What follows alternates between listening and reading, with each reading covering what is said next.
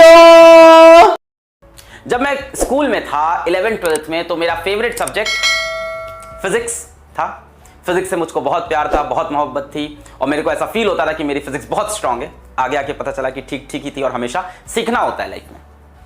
फिर मैं कॉलेज गया फर्स्ट ईयर में। अगस्त के अंदर मेरा कॉलेज में एडमिशन हुआ और 5 सितंबर को शाम को मेरे घर से कॉल आया कि अलग पापा हॉस्पिटल में एडमिट हैं। मैं उसी टाइम वहाँ से निकला, मैंने टेम्पो ली, ऑटो ली और मैं पहुँचा बस अड्डे, क्योंकि ट्रेन का शेड्यूल समझ में नहीं आ रहा था, और बस से रातों रात हॉस्पिटल पहुँचा 2 बजे। इसके बाद मेरे फादर हॉस्पिटल में वहाँ से 1-1.5 साल एडमिट रहे, कभी हॉस्पिटल कभी घर, कभी हॉस्पिटल कभी घर लगा रहा। 2 मेजर सर्जरीज हुई और उसके बाद आज पापा काफ़ी ठीक है। बट इस पीरियड के अंदर मेरा बीटेक का पहला सेमेस्टर आया। पहला सेमेस्टर मतलब बीटेक में 6-6 महीने पे एग्जाम होते हैं, तो 6 महीने में मेरा पहला बड़ा पेपर आया। अच्छा, बीटेक के फर्स्ट ईयर के जो सब्जेक्ट्स होते हैं वो क्लास 11-12 के ही सब्जेक्ट्स होते हैं काफ़ी कुछ। For example BTech first year का सब्जेक्ट होता है मैकेनिक्स फिजिक्स से आया। फिर फिजिक्स अपने आप में एक सब्जेक्ट होता है, केमिस्ट्री एक सब्जेक्ट होता है, इंग्लिश एक सब्जेक्ट होता है। तो काफ़ी सब्जेक्ट ऐसे थे जो आपने 11-12 में पढ़ रखे थे और वहीं से टॉपिक उठाया जाता था और थोड़ा सा और एडवांस लेवल की तरफ जाते थे। तो फर्स्ट ईयर के पेपर सामने थे और मैं कभी कॉलेज आता था कानपुर, कभी वापस घर जाता था इलाहाबाद। कॉलेज मेरा कानपुर में था, घर मेरा इलाहाबाद में, तो कभी मैं कॉलेज पहुंच जाऊं कानपुर, कभी घर आ जाऊं। कॉलेज जाना पड़ता था क्योंकि अटेंडेंस का ध्यान देना है और घर आना पड़ता था क्योंकि पापा का ध्यान देना है। तो इन दोनों के बीच में फंसा था और मेरे सेमेस्टर आ गए और सेमेस्टर के समय में भी कुछ ऐसा माहौल था कि पापा हॉस्पिटल में ही थे, तो सेमेस्टर से जस्ट पहले मैं घर आया था।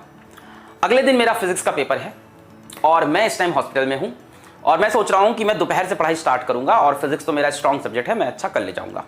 दोपहर हो गई, मैंने फिजिक्स की किताब खोली, कुछ समझ में नहीं आ रहा था। मेरे को अचानक से फील हुआ कि एक तो मैं पुरानी चीज़ भी भूल गया हूँ और दूसरी चीज़ यहाँ पे थोड़ी चीज़ें एडवांस लेवल पे चली गई हैं। शाम आते आते मैंने डिसीजन लिया कि हॉस्पिटल में पढ़ाई नहीं होगी, अपने को घर जाना पड़ेगा। प्लानिंग ये थी कि आज रात को तैयारी करेंगे, कल सुबह 5:30 की एक ट्रेन होती है, इलाहाबाद से जाएगी, उस टाइम हुआ करती थी, इलाहाबाद से कानपुर। मैंने कहा ठीक है, 4 घंटे के अंदर मैं पहुँच जाऊँगा। 4-4.5 घंटे का रास्ता है अगर आप ट्रेन से प्रॉपर्ली आपको टाइमली पहुँचा दे। वैसे भी एग्जाम मेरा दोपहर के 2 से शाम के 5 बजे का था, तो प्लानिंग परफेक्ट थी, सारी कहानी सही थी। मैं घर पहुंचा, मैंने रात को पढ़ाई करना स्टार्ट किया 6 बजे से 7 बजे से 8 बजे से, और मैं लग गया रात को 11:30-12 बजे और मुझे फील हो गया कि ये पेपर तो गया।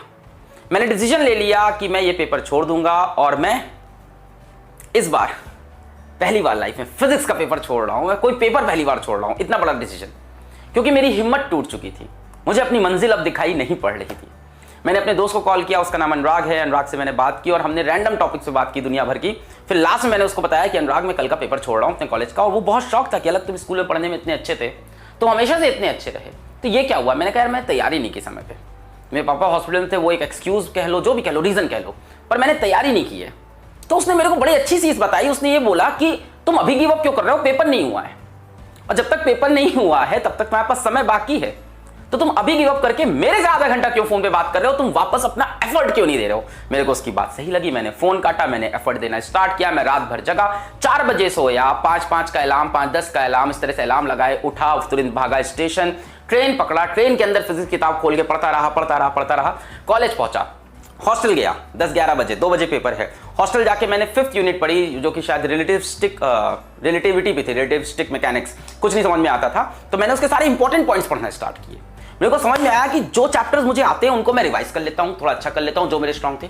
जो मुझे नहीं आते मैं उसके फॉर्मूले पढ़ता हूँ, उसके प्रीवियस ईयर क्वेश्चंस को एनालाइज कर लेता हूँ, सारे प्रीवियस ईयर क्वेश्चंस ध्यान से देखे, अच्छे से देखे, उनके सोल्यूशन समझे, और मैं चला गया पेपर देने। बाहर निकला, मेरा पेपर ठीक हुआ था, एंड शॉकिंगली ब्रांच के टॉपर्स ने भी ये बोला कि फिजिक्स पेपर बहुत हार्ड है।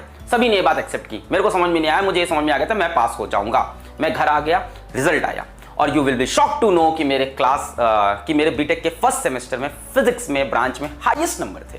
This is a fact. मेरे हाईएस्ट नंबर थे 100 में थे 86 हाईएस्ट होता है वहां पे। और दूसरी शॉकिंग बात ये थी कि 86 के बाद जो सेकंड हाईएस्ट था वो 80 था। 6 नंबर का मेरे पास लीड था। और मेरे बहुत अच्छे दोस्त जो आज की डेट में साइंटिस्ट हैं, उनके 36, 44, 54 नंबर थे। What does that mean? That means you should never give up. Last moment तक एफर्ट देना जरूरी है। देखो, लास्ट मोमेंट में हमारे पास 2 रास्ते होते हैं, जो अनुराग की इस कॉल ने मुझको समझाया।